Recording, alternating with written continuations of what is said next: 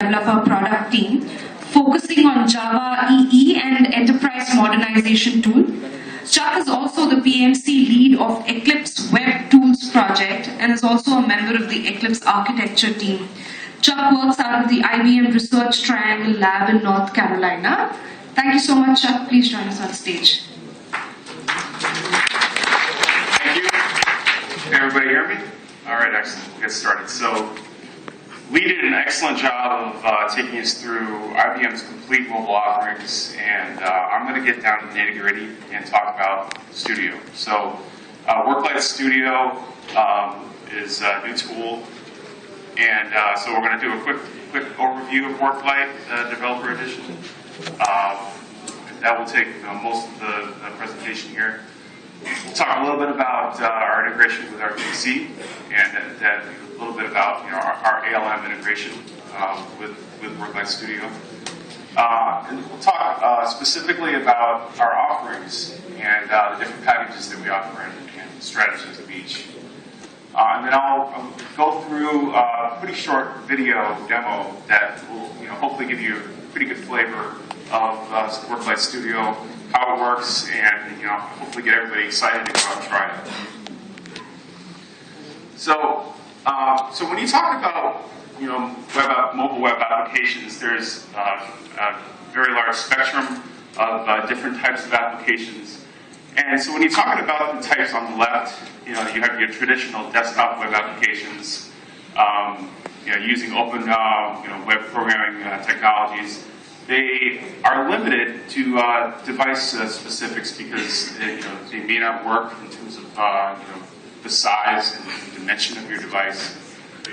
So when you go to the right, this is the concept of developing your application based on working on your browser on your specific device. So you have the form factor in mind. Specifically the size and how the phone will look and feel with the browser. But again, this is all using web technologies, HTML, CSS, JavaScript. So now when you step to the right, the right two types, these are types of applications that are installed on a specific device. And as for instance, like on an app store install.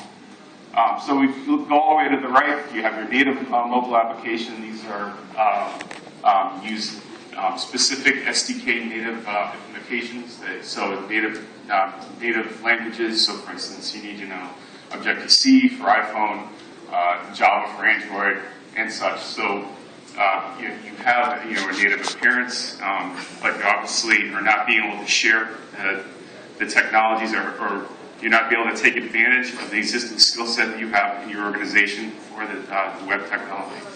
So we like to talk about the hybrid mobile.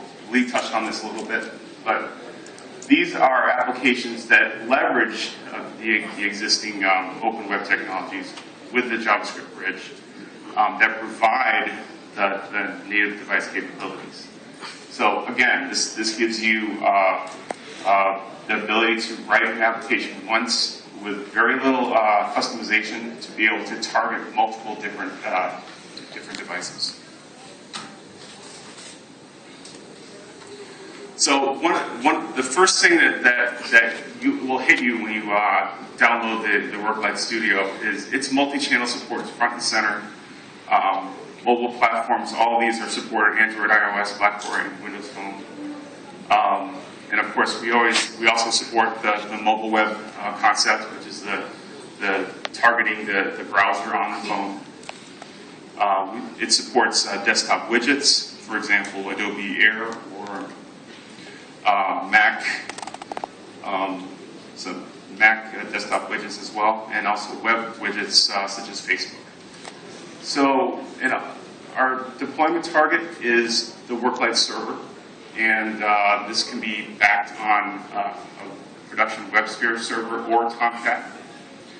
And by default, WorkLight Studio comes with a very lightweight web container for just development purposes. So within the IDE, you get tools, you get a development-based WorkLight server and database, and no separate installs are required. So this is another repeat from the last presentation, but I'll go into a little more detail. So we, as was mentioned, we support 3 of the top JavaScript libraries that are out there: jQuery, Dojo, and Sencha. Currently, Dojo is the most integrated with Worklight Studio in terms of the visual tools, and I'll get into the details a little bit later. But again, we're continuously improving. Look for this to change in the future. Full support for HTML5 in the visual editors, and then support for PhoneGap. And actually, this is now kind of moved on to Cordova. This is access to APIs to be able to work with the device services such as phone, accelerometer, those types of things. So, and one thing to mention is that even though there isn't the tight integration today with all the visual tools, the JavaScript tools that come with Worklight are the same JavaScript tools that you get in RAD today and WDT, which is the smaller brother of RAD now. These are source editing tools that are based on Eclipse and developed within IBM that have excellent scanning capabilities that are dynamic, so that you can really bring any library to the table, and it will scan and give you those qualities of service, such as content assist and validation. So let's take you through just the quick workflow on creating a Worklight project and application. So first thing you're going to do is you're going to create a project. And when you create a Worklight project, that automatically creates a single application. But unlike other RAD projects or Eclipse-based projects, you can have multiple applications within that single project. So you're able to go ahead and start constructing the UI using the web artifacts, HTML, CSS, JavaScript. You're able to code your business logic using the Worklight adapters that were mentioned earlier. And then very quickly, not requiring any interaction with the native SDKs, there's this preview build step, which allows you to preview in the browser simulator, and I'll take you through some examples of that. So test, debug, iterate. This is basically a loop that can continue within the IDE very quickly, and it's a very powerful way of developing your application without the need to deploy to the native SDK, which can be very time-consuming. So eventually we get all the way over to the right for that build app step, that stack right there. So you have the ability to, and what this means is this is now time to, you're confident enough that the application is ready to test natively. So this is Worklight Studio, and assembles all the resources that are required for your application, figures that out, and it then assembles each individual SDK package for use in their environment. So you can then build the application in Studio, or actually with RTC you can set up a team shareable build to get results back and forth between your developers. And then once this is created, you can go to Xcode and just run the project, and it will run in that emulator. Same thing with Android or any of the other SDKs.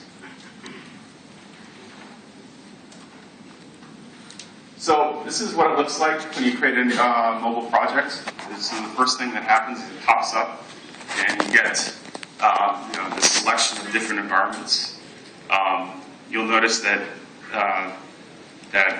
well, the first thing I want to mention on this slide is that the projects are made up of 2 specific parts.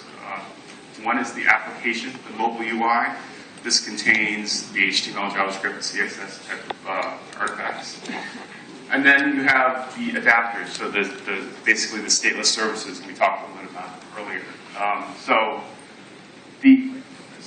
as soon as you create your mobile project, you get the selection of the different artifacts and environments that you want to include in your application.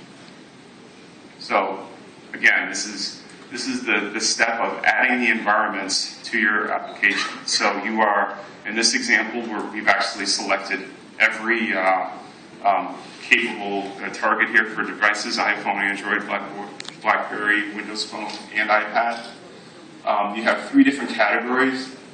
And when it says create folder for, I think Lee mentioned this as well, this makes it very easy to navigate between the different parts of your application to see what artifacts are specific to a certain device type. So you have your general mobile environments that are specified. You have your desktop widgets as well, and also your web widgets. So, and then one thing to notice down at the bottom is the common folder. So this is going to, in terms of your web artifacts, and we have found that most applications have a majority of their artifacts in this common folder and are shared common amongst the different devices.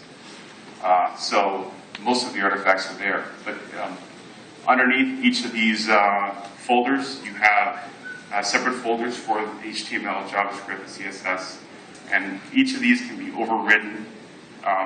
So go into more detail if you use JavaScript and CSS. These are actually appended to the common content, and like images and HTML are actually overridden. Here, this is skin is an extension to an environment, so you're drilling down even further. So per device type, you can say, well, I actually have more specific customization that I want to make. So between like the Android phone or tablet, or for instance, if you in this example, it's BlackBerry low density BlackBerry skin. So this is just another level of customization that you can have. And it creates the same folder structure, and you have the same overriding rules as you did previously with the environments. So now let's step back a little bit and just talk about source editing tools. I mentioned this. These have been available in RAD and other RAD stack products for many years now. We have support for all the dialects of web artifacts: HTML, JavaScript, Dojo, CSS, JSON. This is code assist ability, validation.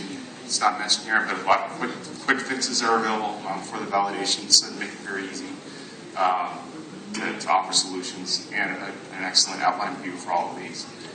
This is an example of just a CSS3 file. Just one of the additional features that we have.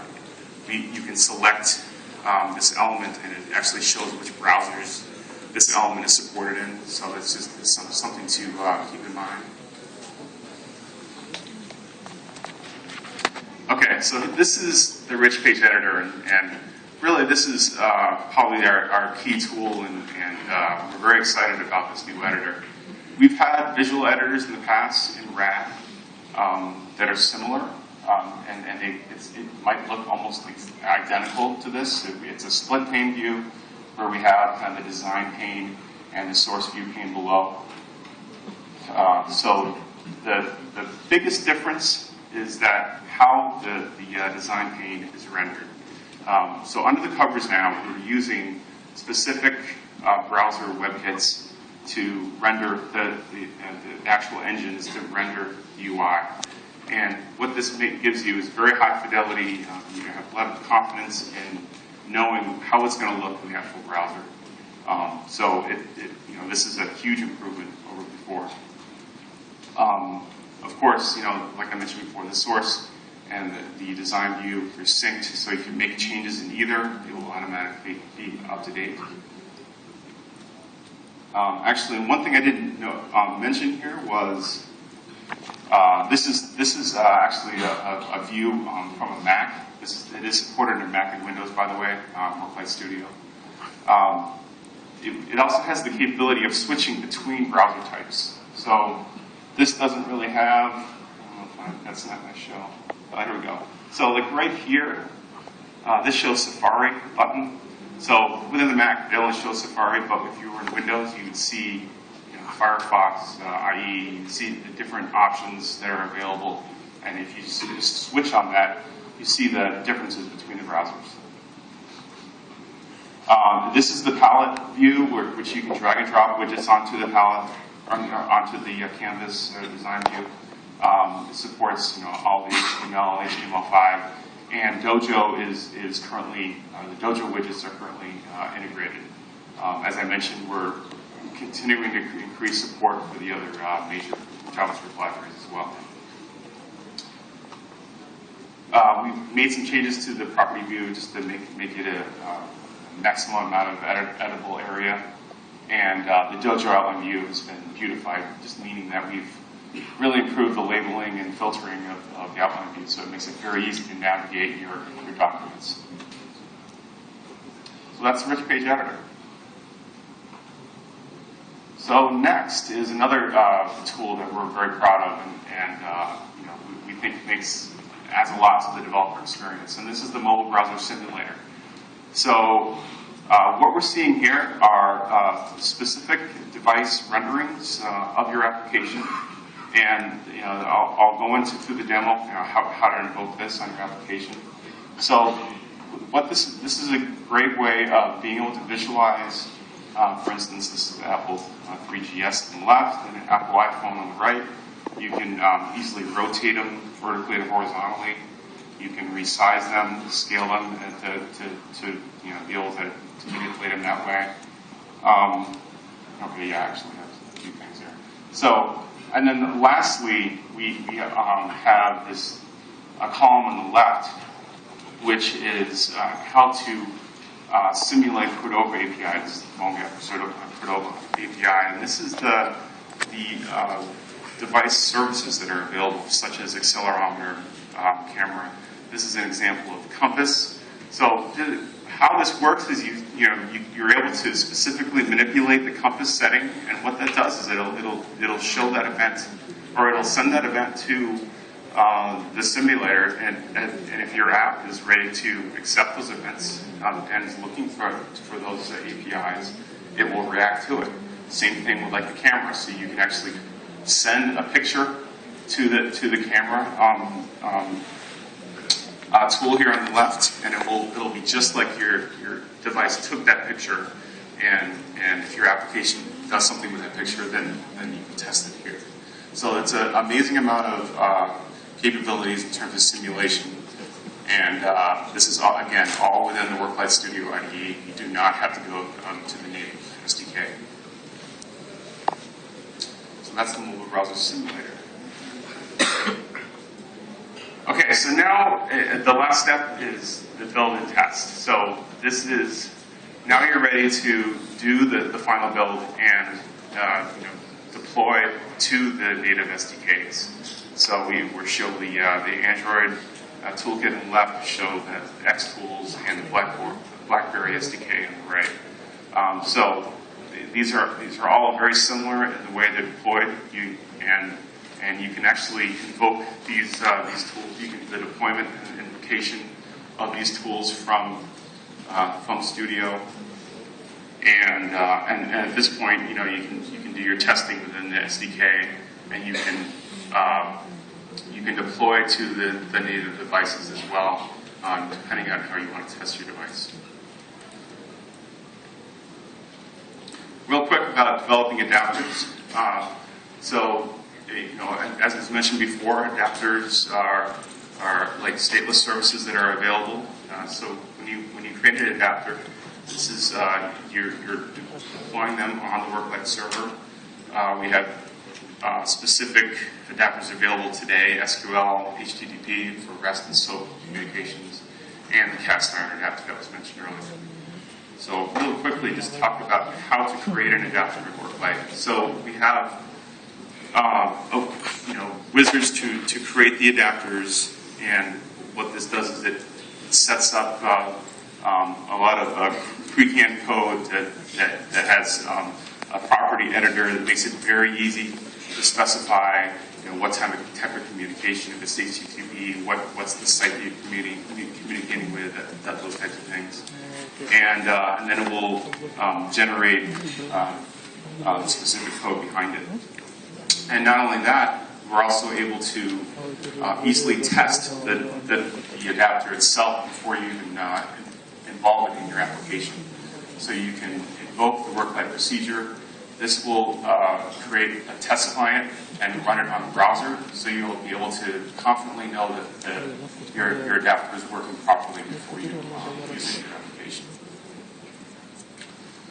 And then RTC integration. So, as mentioned, the first and foremost, Work-Life Studio does integrate very well with the RTC client. This gives you a lot of obvious capabilities of RTC and team development capability. But above and beyond the core is the support for building work-life within RTC build system. Being able to define your builds and developers being able to, on your team, being able to invoke those builds through RTC. This is extremely powerful when it comes to multi-environment and multi-device deployment. So your team may be on Windows machines, but they're deploying to the iPhone device. So your RTC build can actually be running on a Mac and invoke the Mac portion of the build that deploys the Xcode. So that's just an example of how you can leverage an RTC build. What the build actually does is it assembles all the resources required and deploys to the Work-Life server and the devices as well. And the applications are deployed to the specific devices. So let's take you through the mobile offering. So what I've been showing you and what I'll show you in the demo is the tool itself. IBM Work-Life Studio is part of the developer edition. This is a free license. And it's not for production. It's unsupported. It's available for developer work. So everybody should go grab it today. IBM Work-Life Enterprise Edition. So when you're ready for production level support, the next two, Enterprise and Consumer Edition. One is for internal deployment and one is for external deployment. So obviously, if you're B2E, if you're developing an application for your enterprise internally, the biggest difference here is the license involves the number of devices. Okay, and with external deployment, the license is based on per application. So you're going to be deploying your application to a public app store, for instance. Then we drop down to the next two, the mobile foundation. Again, the same type of license differences with the B2E and B2C. But now we're talking about bundling with Work-Life with Cast Iron and Tivoli Endpoint Manager. Think of the Tivoli Endpoint Manager as the internal app store. So it's managing the deployment of the device and being able to internally, just like an app store, publicly. So that's why it's not included on the consumer edition, because you have Work-Life Cast Iron and you deploy it to a public app store. You really don't need the Tivoli capabilities. Okay. And one other thing to mention here is that a lot of the capabilities for the mobile development is also included in the Rational Application Developer and the WAS Developer tools for WebSWDT. Well, the tools that are included are the tools for the mobile web and desktop. So the two left boxes that I showed earlier on, when it comes to actual native development, multi-channel development, you need to include IBM Work-Life Studio. Now, what was also mentioned earlier about what's exciting is that Work-Life is, if you buy RAD or any of these other stack products, RSA, RD for Power, RDZ, Work-Life is included in the offering. So, again, this gives you the ability to work on your mobile web applications, but also develop your other enterprise level applications, EJBs, connectors, for RDZ, working with some of the enterprise level services. in the same IDE. Now, one thing I will mention is that WorkLight isn't actually in RAD, so it's a separately installed product, but you can shell share it, and shell sharing means you can bring them together in the same workspace. That is possible. There's some restrictions, but that's possible. Okay, so what I want to do is just quickly take you through a movie here.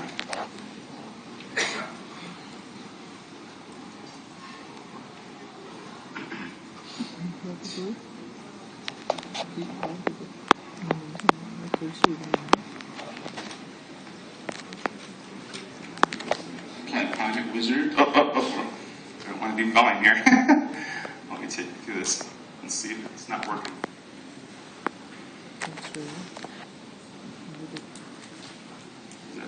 Uh-oh, hold on.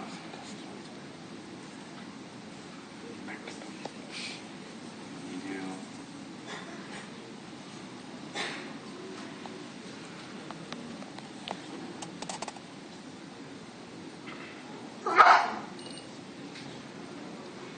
Okay, back up here.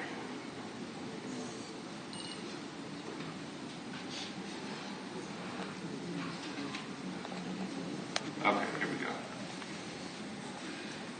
All right, so the first thing we're going to do is we're going to create a project. And to do this is you just create a new WorkLight project. And the first decision that you're going to make here is what type of application do you want to create by default in the project. So for this demo, we're going to create a hybrid application. And what this does is as I mentioned, you can have multiple applications per project. But we're going to create one right now, and we're also going to include the Dojo toolkit for this sample.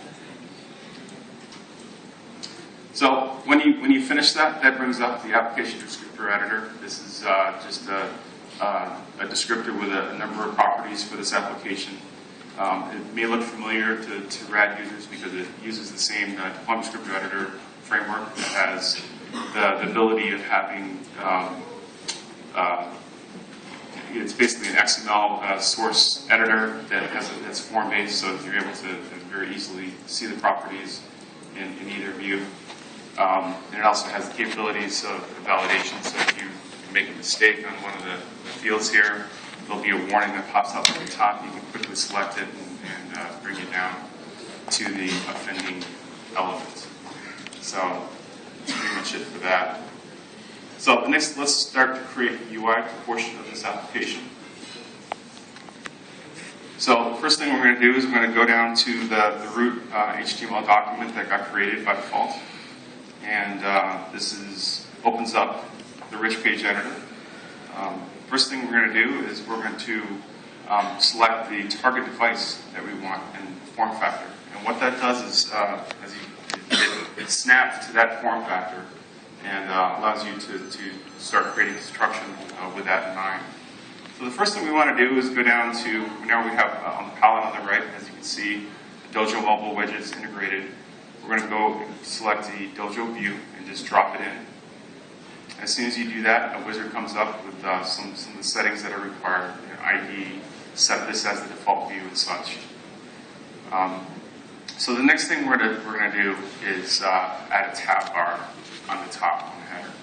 So one thing I'll pause here. Well, actually, I'll do it next time. You'll see that there's drop hints, and that's another really powerful addition to this editor.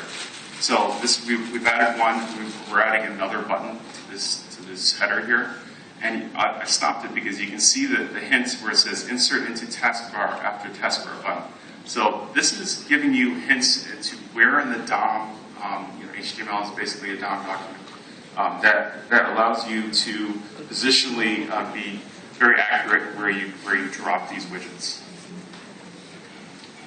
So we'll go ahead and add another button, and then as soon as it does that, it shows up immediately. No refreshing needed. So we'll go ahead and just select a few images, and drop them right on, and they start appearing. And if you notice down below, the source is also being changed as soon as we do that. So the next thing we want to do is have a list of items, the tabbable items here. So we'll add a couple items.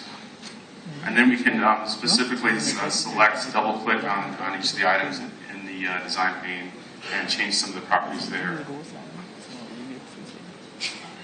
So we'll just go to Innovate.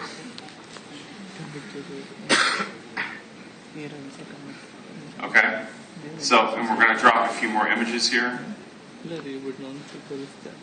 One more really quick thing to mention.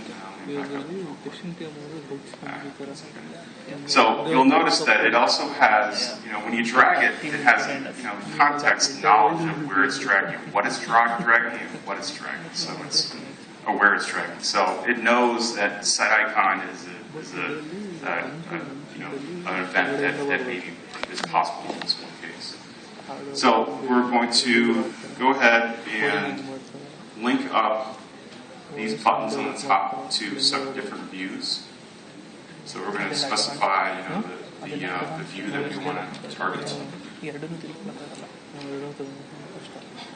That's what we're doing now. Now we're creating a new view. This is the tweak view.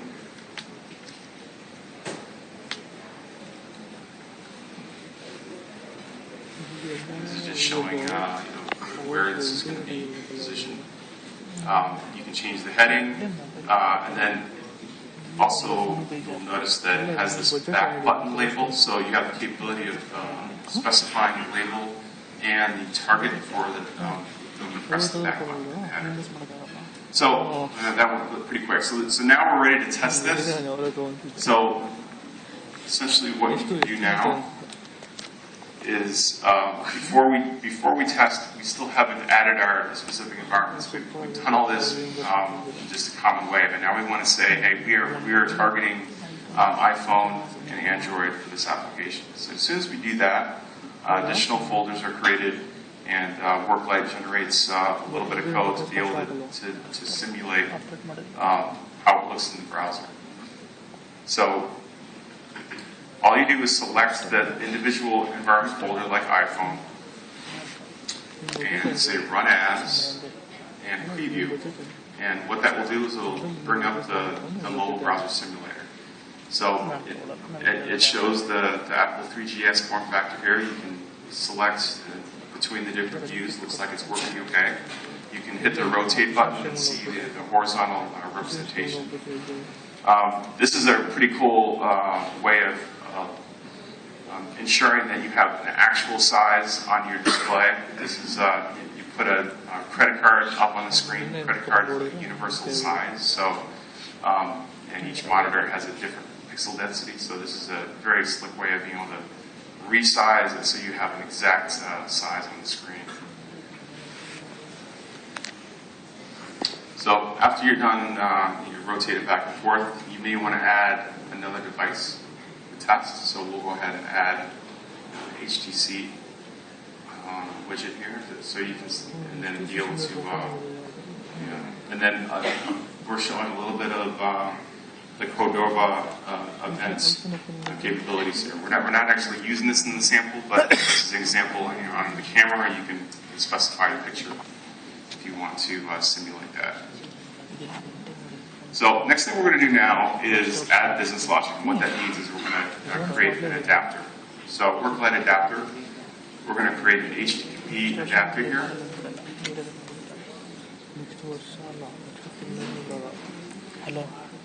So after you create this, it comes up with an additional descriptor editor, very similar to the application descriptor, with some basic properties, same editor. So you're able to select different settings here. This is targeting a CNN RSS feed. And then this is an example, as you can see here, Run As invoke WorkLight procedure. This is already complete. The demo, we're not going to go into details of going through all the programming details here, but how to test this adapter is just invoke it directly. You select the procedure on that adapter that you want to invoke, set some parameters, and as soon as you do that, a browser opens. This is a test client that's created, and very simply just shows the running of this adapter. and you can inspect whether the results are as intended, and it is in this case. So now we're confident that the adapter is ready. We'll go back to our application, and we'll write some code to invoke that adapter. So this is basically, we're getting a variable ready here to hold a list of feeds. And this shows the content assist capability in the source tools that shows the WorkLight API for invoking that procedure. So in this case, it's called invoke procedure.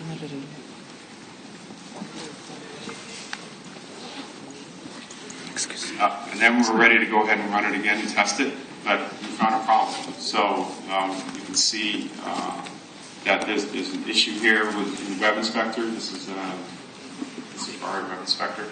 So we go down, and it looks like the variable that we set is incorrect. So we can go back to the code and notice that we didn't designate the right name for the variable, or for the variable. So we'll make the change and then very quickly run, which does a build, and are able to simulate again. So this just demonstrates how quickly it is to iterate over your code.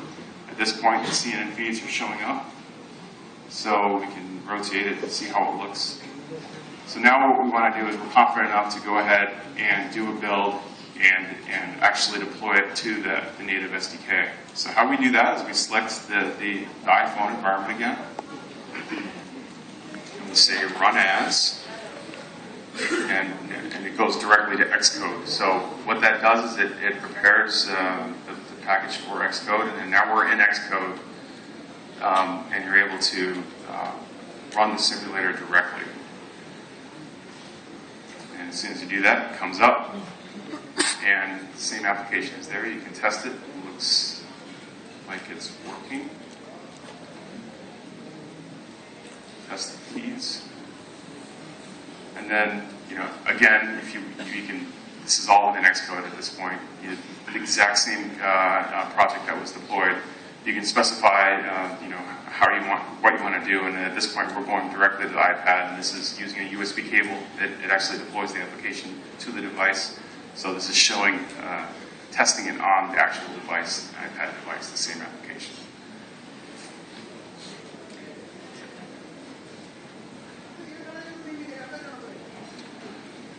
Okay, and then the last thing we're going to show is RTC integration. So we're essentially I think I mentioned there's the different steps once the build. Obviously, there's the WorkLight build steps, which deploys to the WorkLight server. But then there's the native build steps that are required to assemble the resources for the specific SDKs. So those are broken up into different bits. These are essentially Ant scripts that are provided and Ant tasks that are available for integration into RTC. So as a team, you can run these builds to see the results and iterate. This is a good part of your continuous integration. So that's it for the demo, and that's it for the presentation. Hope everybody learned something. So I can take a few questions now, if anyone has any. Yep.